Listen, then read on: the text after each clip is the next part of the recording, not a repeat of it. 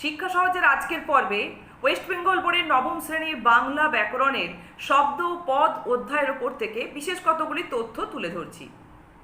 পুজোর ছুটি পড়ে গেছে সমস্ত স্কুলেই এবং পুজোর ছুটির পর খুললেই কিন্তু তোমাদের থার্ড সামেটিভ ইভ্যালুয়েশন।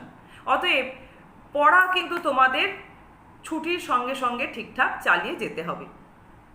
দেখো, এর আগে বেশ কতগুলো পর্বে তোমাদের কাছে বাংলা ব্যাকরণের মূলত এই শব্দ পদ অধ্যায়ের উপর থেকে বেশ প্রশ্ন উত্তর আলোচনা করেছিলাম। এছাড়া বিশেষ্য পদ, বিশেষণ পদ বা সর্বনাম পদের যে প্রকারভেদ সেগুলিও কিন্তু আলোচনা করা হয়েছিল।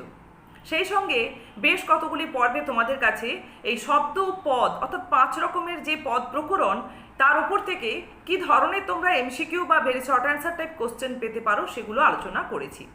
আজকের পর্বে আজকের যে ডেসক্রিপশানে সেখানে তোমাদের কাছে সেই সমস্ত পর্বগুলোর পিডিএফের লিঙ্ক শেয়ার করলাম, যাতে করে তোমাদের পড়াটা আরও অনেক সুবিধাজনক হয়ে ওঠে।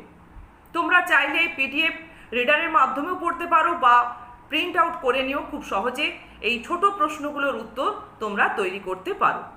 ডেসক্রিপশানে দেখবে কিন্তু আজকে 4টি পিডিএফের লিঙ্ক শেয়ার করেছি, যেখানে শব্দ ও পদ অধ্যায়ের ওপর থেকে বেশ কিছু ছোট প্রশ্ন রয়েছে, মূলত এমসিকিউ এবং ভেরি শর্ট অ্যান্সার টাইপ কোশ্চেনে।